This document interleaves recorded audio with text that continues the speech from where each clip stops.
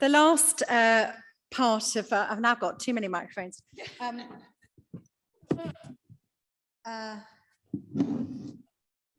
When we realised that we were going to have fewer people in the room than on the screen, we decided that it just didn't feel right to have a Eucharist here with some of us sort of participating in a sense with you watching on. So I have put together, I'm not the best person at putting together power slides and things, but I have put together some online liturgy for us to do in a moment as our closing worship. But we just wanted to, I just wanted to say a thank you to the people standing down from the committee at this time.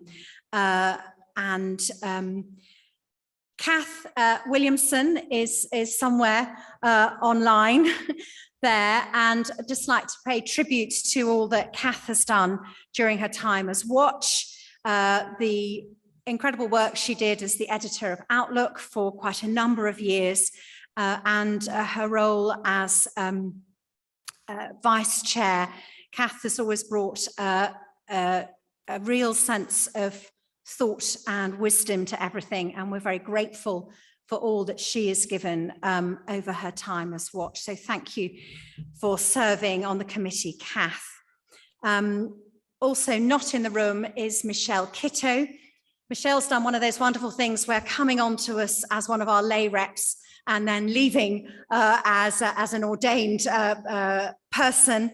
Michelle has brought so much energy and creativity and interesting ideas around worship, and also has produced, been editor of Outlook for 2 editions, and we thank Michelle, who seems to be able to squeeze more into a normal working life than any of the rest of us can even think about. So thank you for Michelle. In the room, standing down this time, up there in the gallery is Michael. Michael's presence on the committee has just been he has a real gift of cheerfulness and that real sense of just, you know, one of Michael's gifts to us is he's always been so grateful that we've let him be part of fighting this battle on behalf of women. And Michael, we just want to say how grateful we are that you have given time and energy to be part of it, and for all of the work that you've done around the website, communications, green belts, and just for being you, because that has been a great gift to all of us. And you've been brilliant, you know, your last meeting, and there you are up there kind of doing all the technical stuff. We thank you. And also standing down this time is Yvonne, and Yvonne has brought passion and an energy that stems from years of working within a church that finds women, finds people who are non-white, finds large black women very complicated. And we are so grateful for the insights that you've given us, for the passion that you've shared with us, and for all that you have given to Watch over these years. And Jenny Humphreys stood down during last year, but Jenny is there on the Zoom, and Jenny again brought that passion for lay ministry, knowledge of synod, real connection to the wider church, and also a phenomenal gift for proofreading things and picking up all of the things that needed sorting out. So thank you. It's really exciting to have seen all of the new people elected. I know that some of what I said in my address this time is that sometimes this work can be tough, but it's also immensely rewarding, and it has been an absolute privilege to be able to be chair of Watch over these last 6 years, and to be on the committee, I think, for a bit longer than that. And so, you know, thank you to all of you. Okay.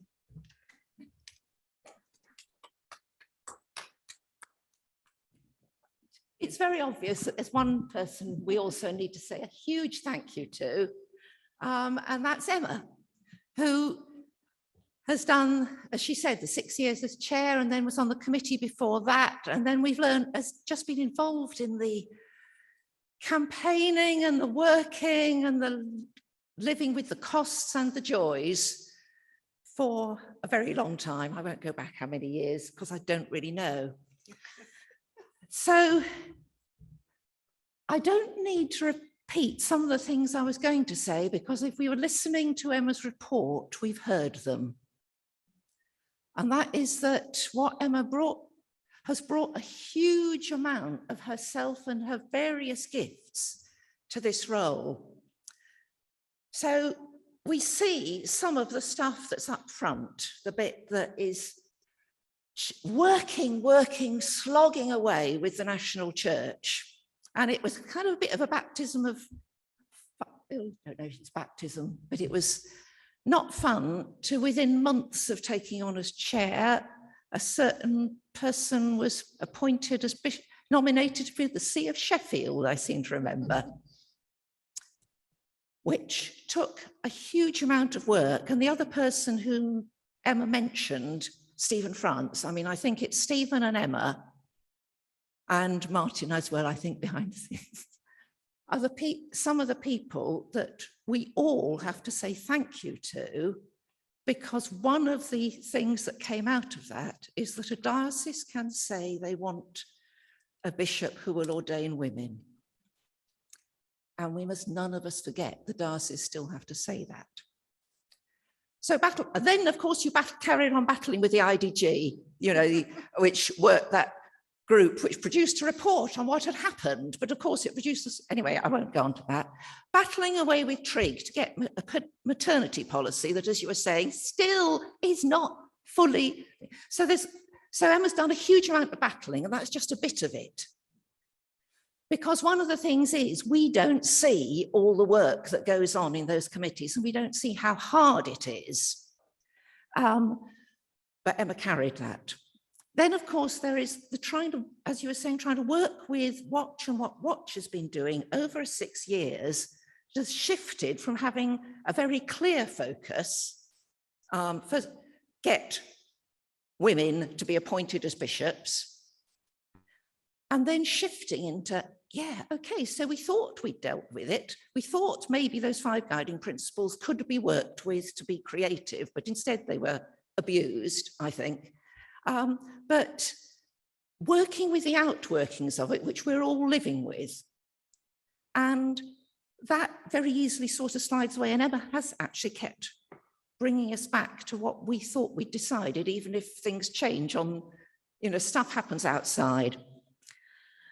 But then there was something else, and of course Emma has given herself, as well as her home, you know, as the opening up the deanery as a sign of Emma's hospitality and generosity. It's a sign of it, isn't the thing in itself. But then I'm going to give you the card now, Emma. And I'm sorry it's in this sort of envelope, but when we put it together, it didn't fit in a proper A4 envelope. But I've had the privilege of seeing some of the things that people said, which are in there. And I won't say them all, but the words which came over and over and over again were compassion and commitment. Passion, determination, perseverance, resilience, a fearless warrior, courageous inspiration, but also friendship. And then the other thing that came through from a few people was where individually you'd connected with somebody because they'd contacted you through Watch or they'd met you through a meeting, and there was then a personal inspiration or a personal thanks for what you did. And those are the bits that often have almost of necessity are under the radar because they're working in this ambiguous area, but you've done a huge amount of it. So there's masses that hasn't seen. And the other thing that crossed my mind again today in thinking of what people had said then, and what you were saying is, yes, Watch is wonderful. We have lay and ordained men and women always working together because that's what we're about. But you have also brought the fact that you were a priest with you into this job, just because that's who you are, not because, and it's there, it does show.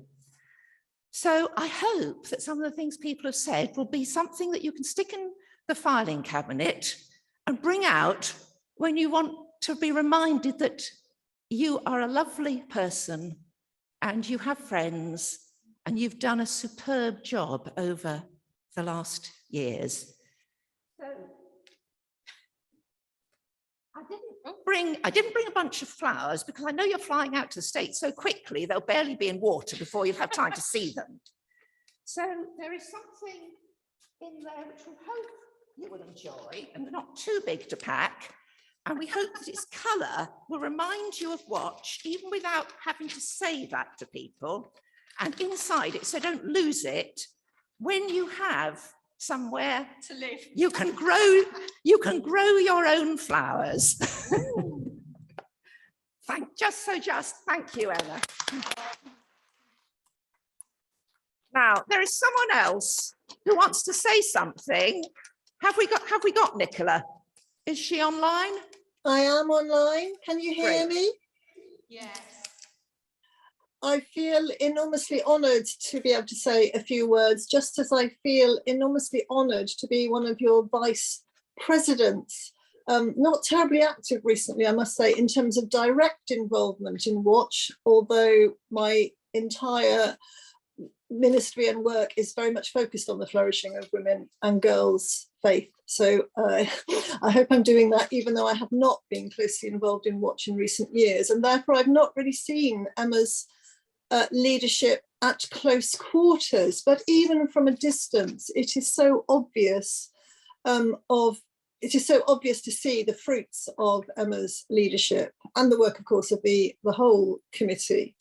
And her energy, I mean, Rosalind has already named some of these things, her energy, I think her clarity of vision, Emma, at a time when, as you yourself have said, the focus of Watch's work has broadened enormously. And I think that's been quite a challenge to keep the focus and the vision, but I think you have really helped us all to do that. As a fellow researcher and scholar, I particularly appreciate the fact that you bring your scholarship and research and your theology to the leadership of Watch. And I think we've all benefited enormously from that. And I'm using your scholarship all the time and recommending it to new doctoral students. So that will continue your good work in so many ways beyond your leadership of Watch. All I think I really want to do is to wish you a really blessed and fruitful sabbatical. I'm so glad that you're going away for this short period. I'm sure it will go enormously quickly. I'm popping a copy of my Sabbath book in the post to you, which I hope will get to you in time to take. But I just wanted to read a poem which I wrote on sabbatical, as a hope that this might be something of what you will enjoy over the next little period, a very well deserved rest and maybe a chance to live at a slightly different pace and to be nourished and fed yourself. Live like the rain, taking its time, in no hurry to stop, drenching the thirsty ground, simple and serious. Live like the garden, soaking it up, taking the goodness deep within, giving back beauty and green. Live like the cat, stretched out under the rose bush, giving herself to sleep in the delicious morning. Live like you believe in your life, even love it, like it's the gift you say it is, not any kind of punishment. As you go backwards and forwards, up and down the garden path, living the life you are called to love. I think you do love your life, Emma, but I hope in this next little period that there's a real opportunity for you to love it again as you then, transition into the next phase of ministry. And we will certainly reap the fruits of your ongoing work and ministry. But for now, we wish you bon voyage or happy flight and a really rich time of rest. Thank you.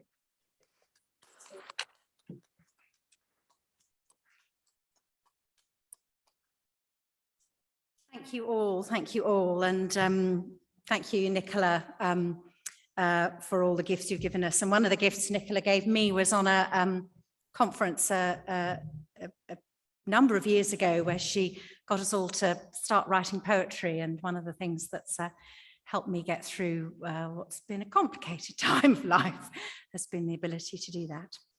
We're going to move into worship now. Do people need a little leg stretch before we worship?